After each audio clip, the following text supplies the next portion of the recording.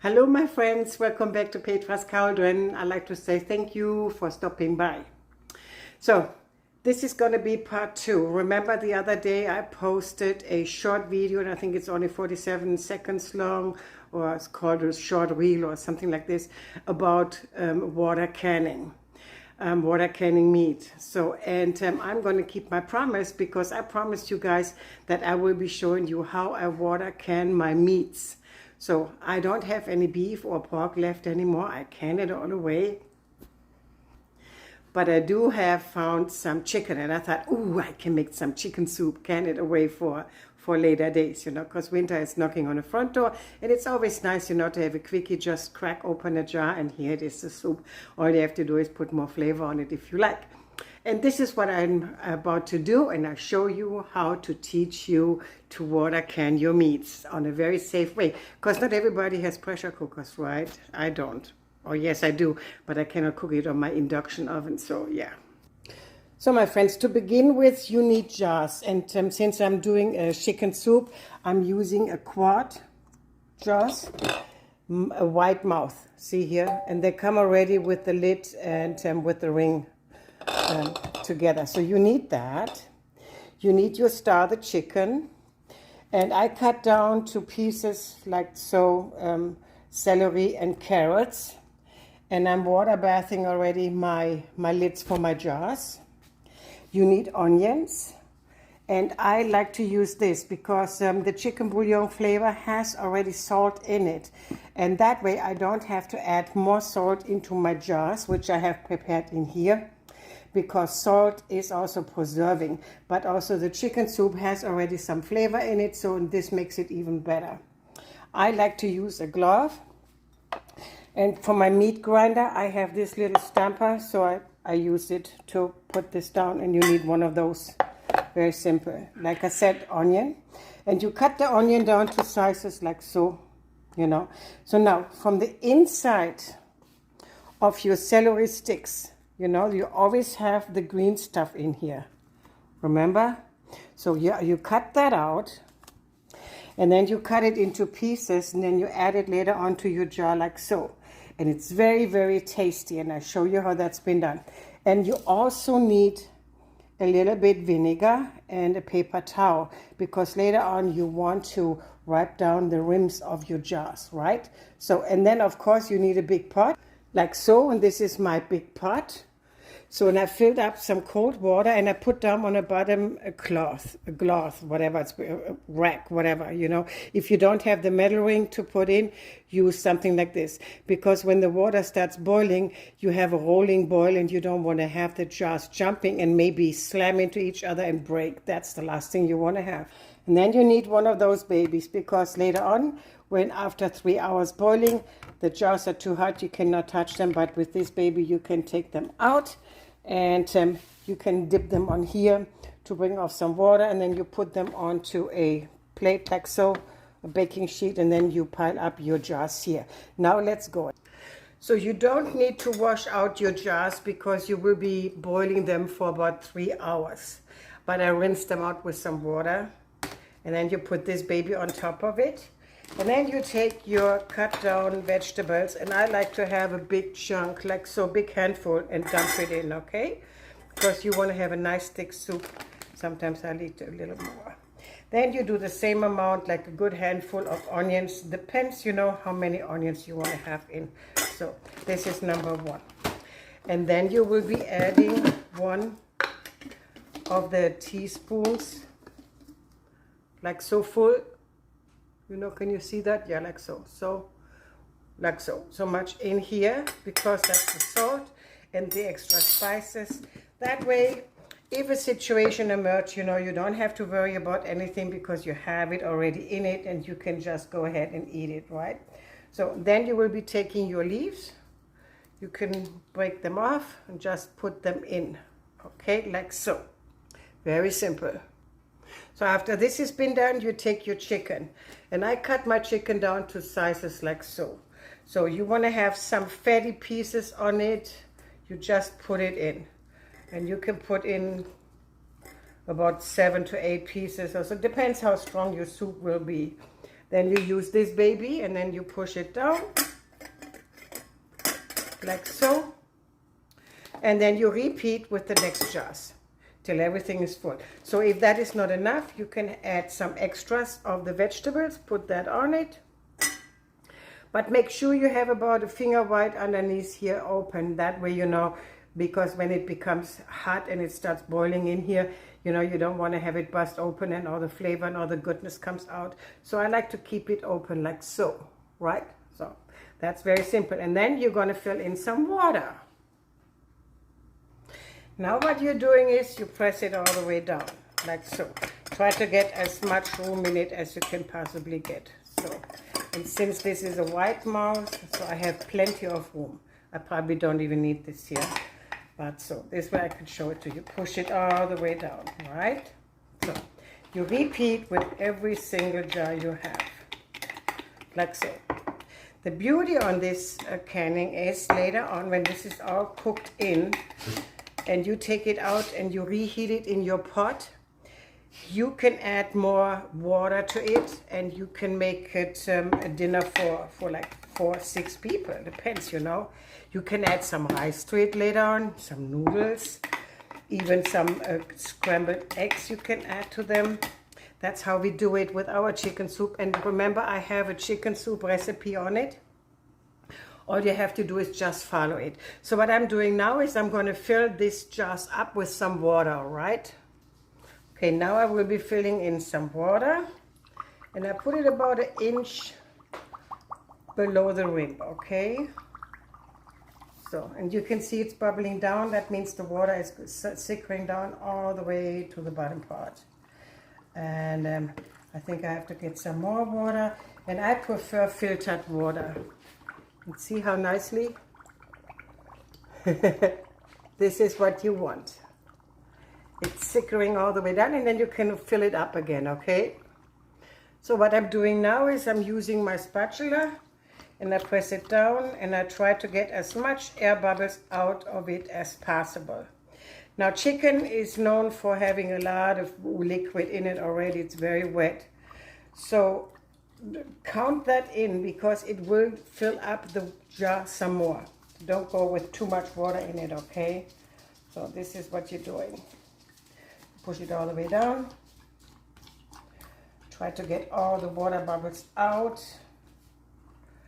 And that's basically all it is. Now we're going to start cleaning up our rims with vinegar water and get them ready for the pot. Now you take your paper towel, whip it around your finger, put it on vinegar, and then you wipe down the jar on the top. You know, you want to make sure there's any food particles on it from what you put in, especially not from the chicken. So now you're asking me, well, can I put in peppers and other spices and herbs? Yes, you can. But I don't want to because I got plenty dried on hand. So when the time is there to open up, cracking up my jars, I can go ahead and I can just flavor it as I go. Sometimes, you know, I don't want to have too much salt and I want to have more pepper. Sometimes I want to have thyme in it or some other herbs and spices. So that way I'm not pressed into one spice and herb only, you know, one flavor. So this is perfect. So this is what we're doing. So now this is all cleaned up. And now we're going to take a lid. And I have them already pre-washed. And you put the lid on it. Try not to touch it with your fingers. And then you put the ring on it just finger tight, not too much. You don't want to crack it because the hot cooking water will push against it and that creates a vacuum, so air has to come out. And you don't want to have it too tight because when it's too tight, my friends, then it can burst. You don't want that. So try not to touch the jar, the rim, and that's it. Just finger tight, like so. And repeat with all the other glasses, okay? And this is what the jar looks like. You see? They're only finger tight, not cranked up. And I have a nice mixture between my vegetables and my meat. And I have, like I said, quart jars. And then I had my big pot. So now what you're doing is you have, since we are cold canning, you have to have the water in here cold. I like to put in some vinegar. That helps also, to seal the lids later on. So what we are doing is now we're going to take those jars and we're going to put them in here. No heat on the stove just yet. And I forgot to tell you, sometimes I'm not into meats. So I finished up one jar just with my vegetables in here and some of the chicken broth. That's it. So I'm going to place that now into my pot, and then I'm going to turn my stove on. And as you can see, everything is ready. So I'm putting on my stove now on 7.5. So this water needs to come up to a rolling boil, okay? So do not put a lid on it, just leave it alone as it is. So in the moment when you see the water is bubbling, and I'll show you that later on, that is when the time ticks. That is when you have it cooked and boiling here for 3 hours. 3 hours, my friends, 3 hours. And what I do is I put it on my timer here for 1 hour. I check on the water because the water is evaporating. You have to add some water. You want to make sure that your jars are always being covered with water.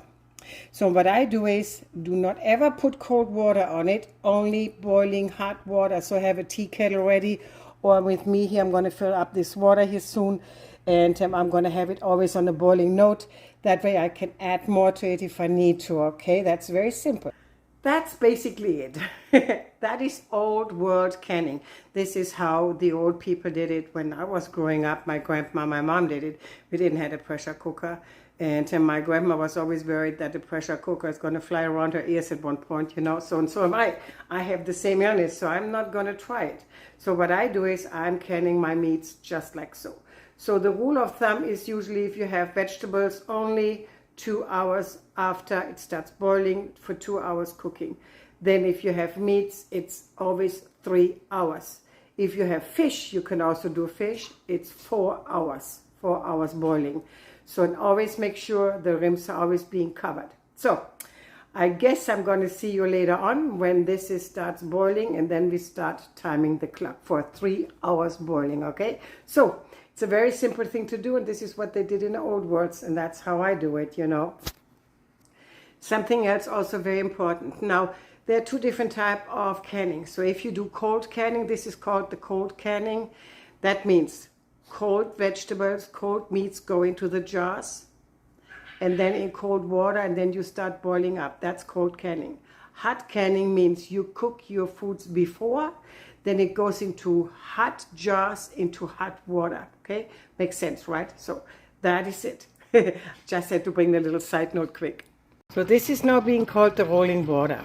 So every time you have that this way, and it comes to this stage, then you start counting down your 3 hours of cooking time in rolling water.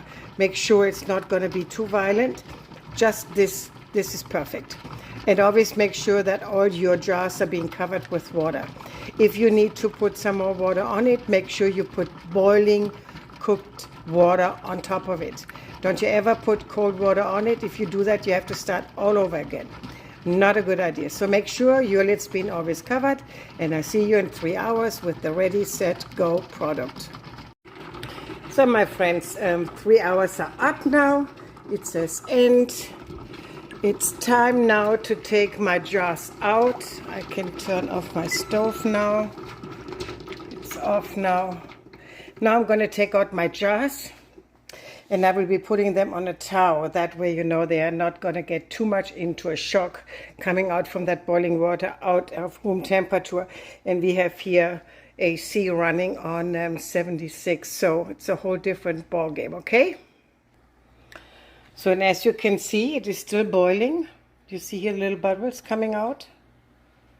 It's still boiling. And now you can hear this little pop, which means now the vacuum will be created. Okay, so I like to cover my jars and then cool it off till tomorrow. Then you can write on top of it or put a sign on it what's in it. That is our canned chicken soup. So this is all it takes. Now I cover it up with the warm blankie, and that way they don't get too much of a shock. And that's it. Here we have it. Water bathed canned chicken soup. This can be on a shelf now for quite some time, Now this chicken soup can be on the shelf now for up to 5 years, 10 years, you know, depends. You have to go and check on it on a regular basis. Now tomorrow, when they have completely been cooled off, you take the outer ring off. That way you can see that you have a sear or secure and tight, airtight in it, vacuum created, and nothing can fall off. So from time to time you can go into your pantry, you know, like every 4 weeks you go and check, you know, if the seal is still there.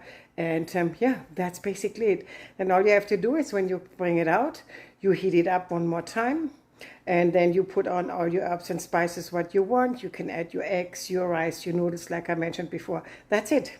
So just go ahead and do it. Let me know how you like it and write it down in the link below. And if you liked my video, please give me a thumb up. I really would appreciate that. Everything has been appreciated. It helps me a lot, you know. So yeah, and let me know how you feel about this. Share this video, please, to somebody who is interested. I have one cat talking. You hear that? Yeah, it's talking.